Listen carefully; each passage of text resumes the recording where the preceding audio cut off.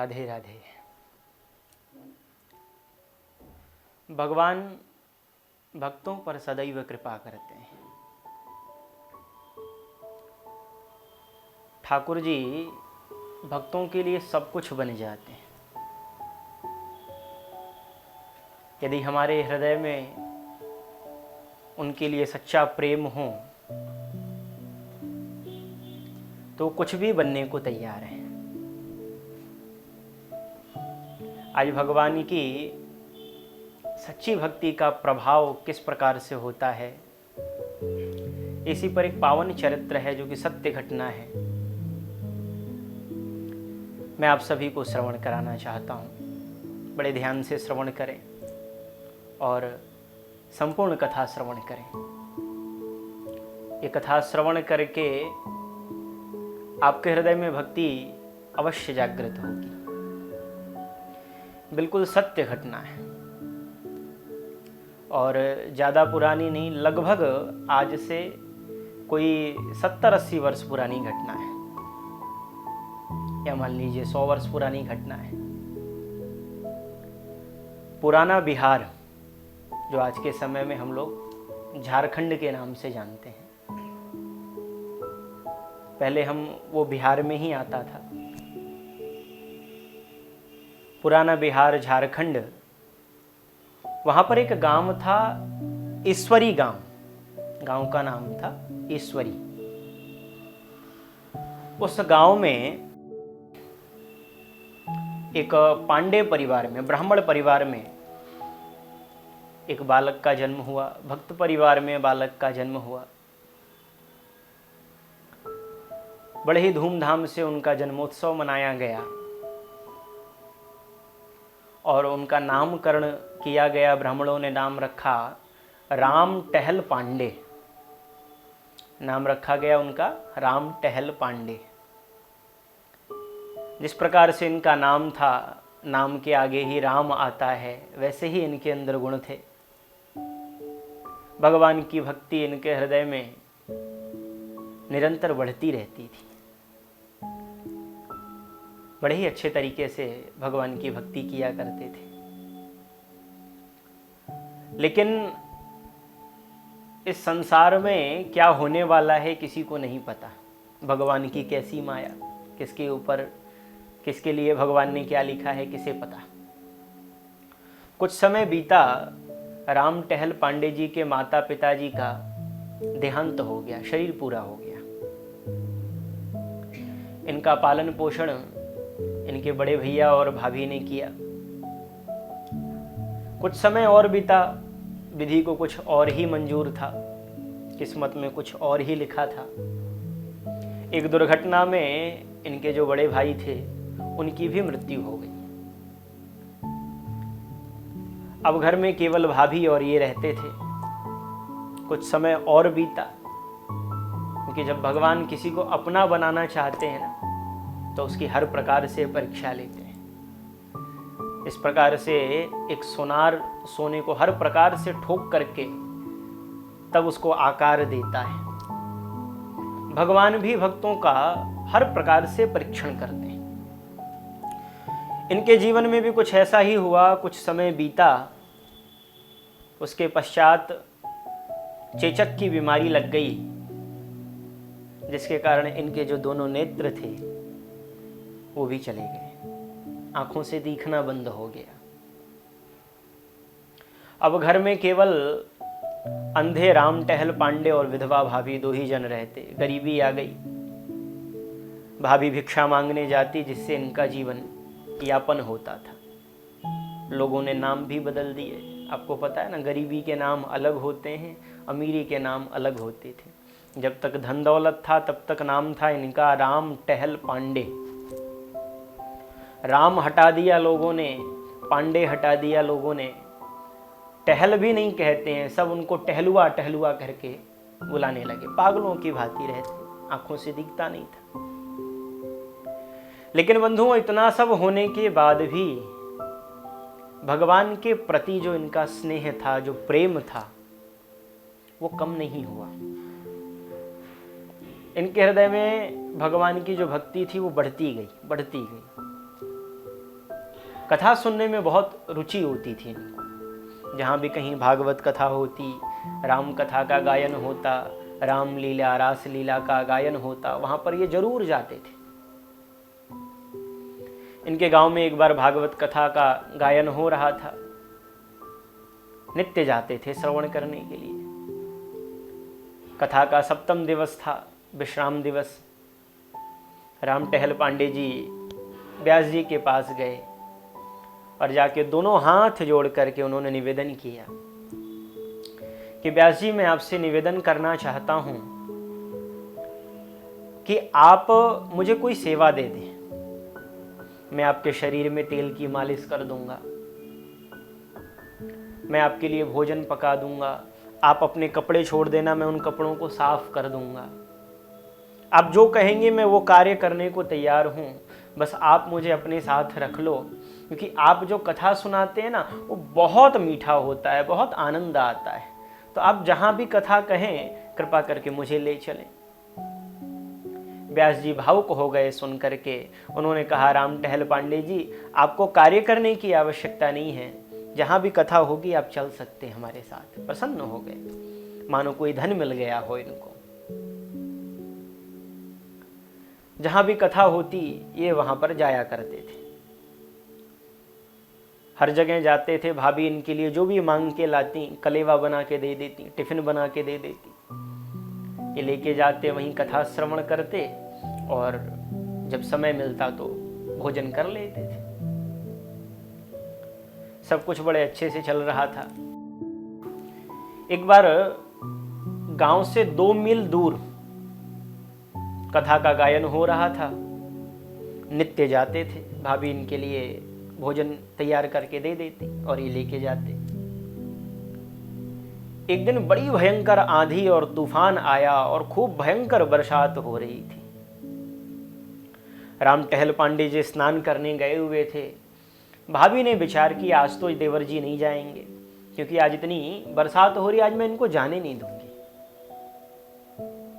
राम टहल पांडे जी स्नान करके जब आए, भाभी ने कहा, बोले आज तो आप नहीं जाओ क्योंकि आज बहुत बरसात हो रही है। राम टहल पांडे जी ने कहा, भाभी ये दिन भले ही बरसात हो रही है, 100 दिन दुर्दिन नाहि मेघ नभ में बहरावे। राम टहल पांडे जी कह रहे हैं, भाभी 100 दिन दुर्दिन नाहि मेघ नभ में बहरावे, अदिन न इंद्र उपल बरसा कर जगत गिरावे। भाभी ये दिन बुरा नहीं है जिस दिन इंद्र कोप करके वज्र गिराएं और भयंकर बरसात हो। बोले 100 दिन दुर्दिन ना ही पेट को अन्न न पावे, प्रेमी संबंधी जीवन ते बिछुड़त जावे। भाभी वो दिन भी बुरा नहीं है जिस दिन हमारे पेट को अन्न न मिले, प्रेमी संबंधी हमारे जीवन से दूर चले जाएं।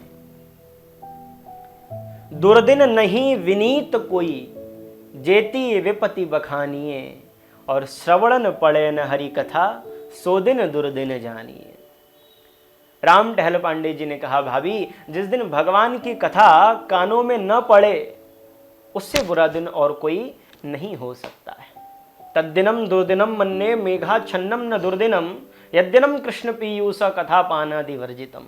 उससे बुरा दिन और कोई नहीं हो सकता है जिस दिन हमें भगवान की कथा से वंचित रहना पड़े। भाभी ने बहुत रोका, आवेश आ गया और उसी आवेश में बिना भोजन लिए ही घर से निकल पड़े। जब निकल करके जाने लगे, बरसात खूब हो रही थी। जहां कथा होने वाली थी रोज जाते थे तो अंदाजा हो गया था रास्ते का, लेकिन बरसात के कारण उस दिन कुछ समझ में नहीं आया और जहां उतरना चाहिए रोड से उससे थोड़ा सा पहले, 2-4 पग पहले ही वो उतर गए, जंगल में जाने लगे। तो जंगल में एक कुआं था और कुएं की कोई मुरेर नहीं बनाई गई थी। अंधे थे, दिखाई नहीं देता था, जाकर के कुएं में गिर गए। कुआं बहुत गड्ढा था लेकिन सूखा था। जाकर के कुएं में गिरे और वहां पर चिल्लाने लगे कि आप हमारी रक्षा करो, कोई हमें बचाओ, कोई हमको इस कुएं से निकालो। कोई नहीं आया।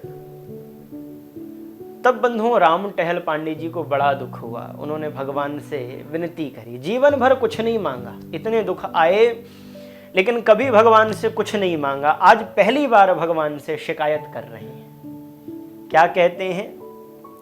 मातु पिता बरु बंधु लियो, मातु पिता बरु बंधु लियो, दुख घोर दियो सब ही सुख छीनो। प्रभु मैंने आपसे कुछ नहीं कहा, आपने मेरे माता पिता को छीन लिया, भाई को छीन लिया, दुख बहुत दिया। ताहू पे तोस न देव तुम्हें, जग में अंधरो अखिया दुई छीनो। तब भी आपको संतोष नहीं हुआ, मेरी दोनों आंखों से आपने मुझे देखने लायक नहीं छोड़ा, दोनों आंखें छीन ली आपने। हाँ, चले सुख भोग सबे बरु, कर डार भले मोहि दीन हो, और दुख विनीत यही दृगहीन सो, छीन कथा को वृथा जिन लीन हो। इस प्रकार से उन्होंने कहा, बोले प्रभु सारे दुख दिए आपने, मुझे कोई कष्ट नहीं है, लेकिन आपने ये जो कथा को छीन करके मुझे दुख दिया है, ये असहनीय हो रहा है। करुण पुकार करी उन्होंने। भगवान प्रकट हो गए वहां पर। भगवान ने कहा, अरे भाई राम टहल पांडे जी, कहाँ गड्ढे में गिर गए हो?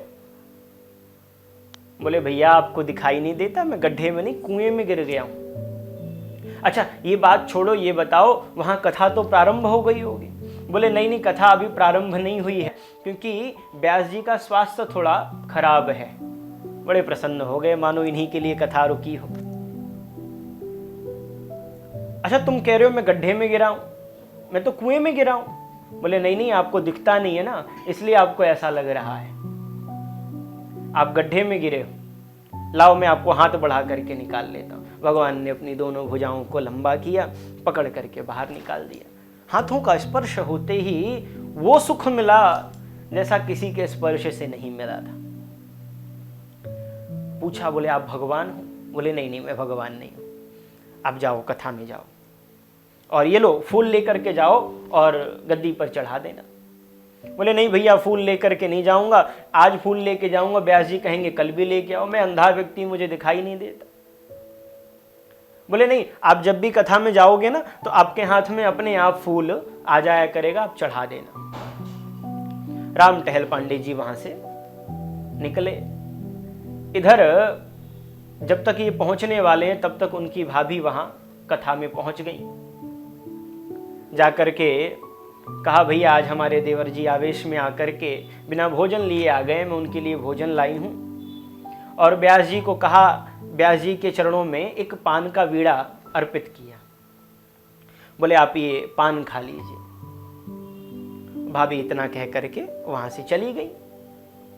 जब भाभी चली गई बंधुओं, राम टहल पांडे जी पहुंचे वहां पर। लोगों को बताया आज मैं गड्ढे में गिर गया। बोले कहाँ गड्ढे में? बोले अरे वो जंगल में उतर गया था। बोले वहां गड्ढा नहीं, वहां तो कुआं है। बड़ा आश्चर्य हुआ। बोले चलो कोई बात नहीं। उन्होंने कहा देखो आपकी भाभी आई थी और ये भोजन दे करके गई हैं, आप खा लेना। बोले ठीक है। भोजन पाया, बड़े आनंदित हुए। व्यास जी ने वो पान खाया तो पान खाते उनका जो रोग था वो दूर हो गया। और आज ऐसी मधुर मधुर कथा का गान किया पान खा करके जैसी आज तक कभी नहीं उन्होंने गान किया हो।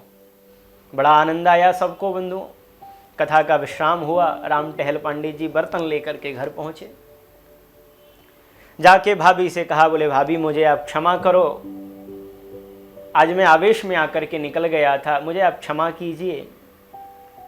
लेकिन भाभी आपकी बड़ी कृपा, आप भोजन लेके आई, नहीं तो मैं बड़ा तड़पता रह जाता, मुझे भोजन नहीं मिलता। तो भाभी ने कहा देवर जी मैं तो घर से बाहर ही नहीं गई थी।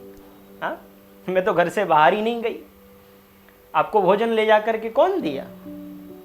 बोले देखो भोजन लेकर के आप ही आई थी, सभी लोगों ने कहा, और ये देखो पात्र भी आप लेकर के आई थी। जब पात्र खोले तो भाभी ने देखा, बोले तो स्वर्ण के पात्र है। हतप्रभ रह गए। और अगले दिन जाकर के सारा वृत्तांत व्यास जी को सुनाया। व्यास जी ने कहा भैया मेरे दुख को दूर करने वाले, मेरे रोग को दूर करने वाले पान दे करके आपको गड्ढे से निकालने वाले अर्थात कुएं से निकालने वाले और भाभी का भेष धारण करके आने वाले कोई और नहीं, वो तो साक्षात श्री राम जी ही आए थे आपकी रक्षा करने के लिए। व्यास जी ने अगले दिन कथा में ये प्रसंग सुनाया और हाथ जोड़ करके भगवान से कहा, आरत की आरती निवारवे को नाथ आप, विपद विदारवे को बाह बढ़ावत हो, और लेसहून लाज कमलेश जून लागत तुम्हें, भक्त हित भाभी को भेष धरी आवत हो। भक्त हित भाभी को भेष धरी आवत हो। बोले प्रभु आप तो भक्तों के लिए कुछ भी बन जाते हो, आज आपने एक भक्त के रक्षण हेतु भाभी का वेश धारण कर लिया। जो स्वर्ण का पात्र भगवान ने उनको दिया था, उसके द्वारा उन्होंने थोड़ा व्यापार चालू किया।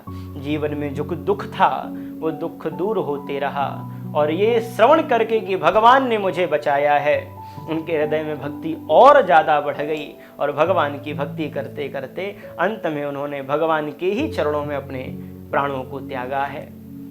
बंधुओं, इस कथा से मैं आपको ये बताना चाहता हूँ कि आपके हृदय में यदि प्रेम हो, भाव हो, तो भगवान आपके लिए कुछ भी बनने को तैयार है। बस वो भाव, वो भूख, वो प्यास, वो भगवत प्राप्ति की आश अपने हृदय में जागृत करें। राधे राधे।